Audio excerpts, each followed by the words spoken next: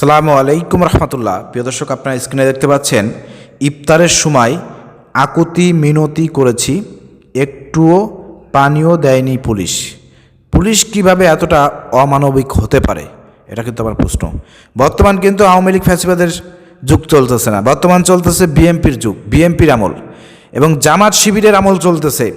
এই সময় ফ্যাসিবাদী দোসরদের মধ্যে লুকিয়ে থাকা এই পুলিশ প্রশাসনের কিছু অংশ, তারা এভাবে জনগণের সঙ্গে, আসামির সঙ্গে নির্দয় আচরণ করবে, এটা কোনোভাবে মেনে নেওয়া যায় না। এই ধরনের অমানবিক কাজের তীব্র নিন্দা এবং প্রতিবাদ জানাচ্ছি এবং তদন্ত করে যারা এই কাজ করেছে তাদের বিরুদ্ধে অবশ্যই ব্যবস্থা গ্রহণ করতে হবে। প্রিয় দর্শক, ঘটনাটা একটু আপনাদেরকে বর্ণনা করতেছি। আপনারা দেখতে পাচ্ছেন the daily news, Delhi campus তারা নিউজ করেছে। একটু বিস্তারিত বলে আবার আপনারা বুঝতে পারবেন যে ঘটনা কী ঘটছিল। আপনারা ভিডিওটি প্রচুর পরিমাণ শেয়ার করেন। কক্সবাজার পেকুয়া থানায় পুলিশকে মারধরের অভিযোগ এনে রেহেনা মোস্তফা 42 ও তার মেয়ে জুবাইদা বেগমকে 21 মাসের কারাদণ্ড দিয়ে কারাগারে পাঠিয়েছিল ভ্রাম্যমাণ আদালত।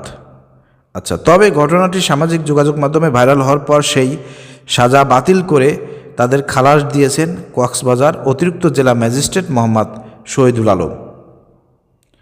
অভিযোগ রয়েছে পেকুয়া থানার উপপরিদর্শক SI বিপ্লব, পল্লব কুমার ঘোষ এবং আরও কয়েকজন পুলিশ সদস্য প্রথমে তাদের কাছে ঘুষ দাবি করেন। পরে জুবাইদা ও তার মা 20,000 টাকা দেন। তবে সমস্যার সমাধান না হওয়ায় টাকা ফেরত চাইতে গেলে পুলিশ তাদের মারধর করে বলে অভিযোগ করা হয়েছে। পরে ভুক্তভোগী রেহেনা মোস্তফার দাবি, ইফতারের সময় তিনি আকুতি মিনতি করেও পুলিশের কাছ থেকে পানি পাননি। ঘটনার সূত্রপাত জুবাইদা ও তার পরিবারের সম্পত্তির ভাগ নিয়ে স্বজনদের সঙ্গে কথা বলে জানা যায়, জুবাইদার জন্মের পর রেহেনা ও তার স্বামীর বিচ্ছেদ হয়। 2013 সালে 23 মে জুবাইদার বাবার মৃত্যু হলে সম্পত্তির ভাগের জন্য চাচা ও ফুফুদের সঙ্গে যোগাযোগ শুরু হয়, কিন্তু তারা জুবাইদাকে অস্বীকার করেন। বিষয়টি নিয়ে আদালতে মামলা করেন জুবাইদা। আদালত মামলাটি তদন্তের দায়িত্ব দেয় পেকুয়া থানাকে। মামলার তদন্তভার যায় উপপরিদর্শক SI পল্লব কুমার ঘোষের কাছে।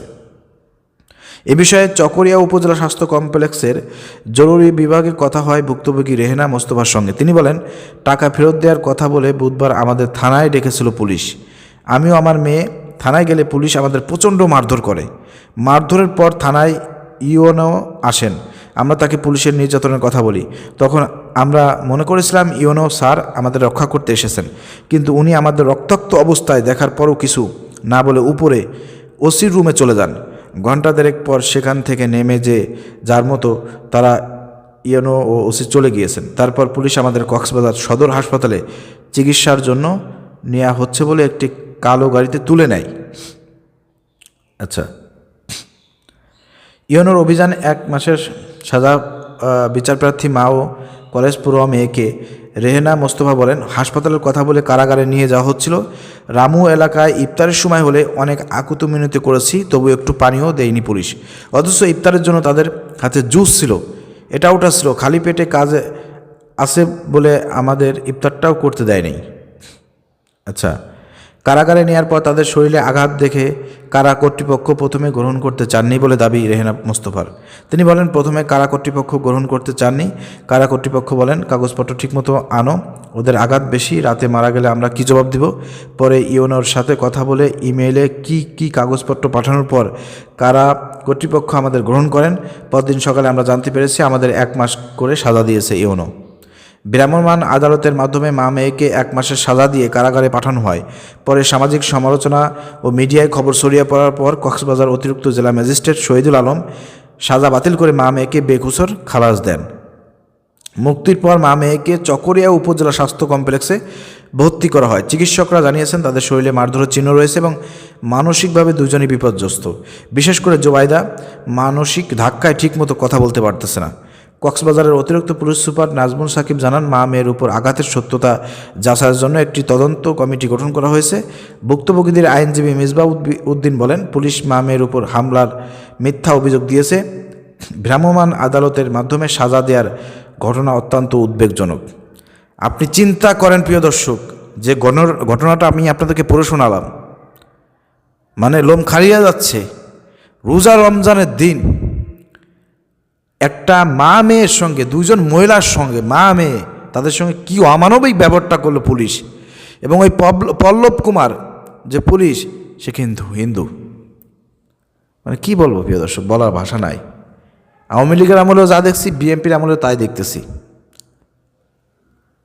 আমরা এটা তীব্র নিন্দা এবং প্রতিবাদ জানাচ্ছি এবং দায়িত্বশীলদেরকে বলতে চাচ্ছি, প্রশাসনকে বলতে চাই, প্রশাসনের এই যে বড় বড় উচ্চ পদস্থ জায়গা আপনারা যে এই যে ওদেরকে রাখছেন, ওদেরকে মানে কাদেরকে বুঝতেই পারতেছেন। আর এভাবে যে অমানবিক নির্যাতন করতেছে এর অবশ্যই একটা সুরে হওয়া উচিত। এই যে সারা বাংলাদেশের যত মানুষ আজকে বিপদগ্রস্ত হচ্ছে, নির্যাতনের শিকার হচ্ছে, এই যে যত মাজলুম হচ্ছে, জুলুমের শিকার হচ্ছে, এর প্রত্যেকটা দায়ভার কিন্তু তারেক রহমানের উপরে বর্তাবে। এবং অবশ্যই তারেক রহমানকে কিন্তু এর জন্য পরকালে আল্লাহর কাছে জবাবদিহিতা করতে হবে যে তুমি ক্ষমতায় ছিলে, তুমি দেশের প্রধানমন্ত্রী ছিলে, দেশের তুমি পরিচালক ছিলে, তোমার এই সময় এই অপকর্মগুলো হয়েছে, কিন্তু তুমি কোনো খোঁজ খবর রাখো নাই। এত সহজ না, এত সহজ মনে করেন না, আল্লাহর কাছে জবাবদিহিতা করতে হবে। এই জন্য বলতে চাই, যারা বিএনপির লোকজন আছেন, বিশেষ করে আপনারা এটা দেখেন, এই মামলাটা দেখেন, এটা দেখেন কি অমানবিক ব্যবহার করলো পুলিশ প্রশাসন। যে তারা রোজা রয়েছে কিন্তু ইফতারের সময় একটু কাকুতি মিনতি করছে, পানি দিয়ে ইফতার করবে, সেই সুযোগটাও দেওয়া হয় নাই। আঘাত করেছে, মেরে রক্তাক্ত করেছে, সেই অবস্থা হসপিটালে না নিয়ে কারাগারে পাঠায় দিয়েছে। কি মর্মান্তিক মানে কাহিনী, আপনি চিন্তা করেন। উচ্চপদস্থ প্রশাসনের দৃষ্টি আকর্ষণ করছি, অবশ্যই এই বিষয়টি খতিয়ে দেখতে হবে এবং কারা এর সঙ্গে জড়িত আছে তাদেরকে আইনের আওতায় এনে দৃষ্টান্তমূলক শাস্তির ব্যবস্থা করতে হবে। জোর দাবি জানাচ্ছি। ভিডিও শেয়ার করে আপনারা প্রচার করুন। আসসালামু আলাইকুম রহমতুল্লাহ।